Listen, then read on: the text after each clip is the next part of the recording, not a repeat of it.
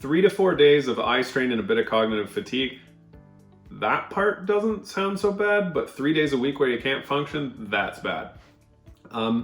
This has changed through the course of my practice. Earlier on, it was often much more, yes, we're just gonna have to suffer through it and whatever. But coming to a point where you don't want to be putting your system into such a spike of symptoms. So there's a couple of things. One, Parkwood point system and pacing, make sure, your visual rehab is going to be helping you in a bunch of areas. But if it's really kicking up symptoms for 3 to 4 days after where you can't function, chances are they're going to have to pare it back a bit. Make sure you've got the most helpful prism glasses or tints or whatever else, binasal occlusion that can be used in your case, because it's a question of both making sure the therapy's not overdoing it, but making sure you're not overstimulated in the rest of your life too. Otherwise, it will make the therapy sessions worse. And sometimes that does mean having to pick and choose your stimulation for those things.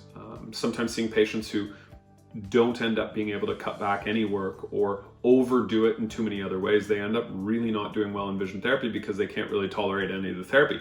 Not because the therapy itself is too hard, but because by the time they're in the office, they're at the tipping point anyways, and it really doesn't take much to push them over.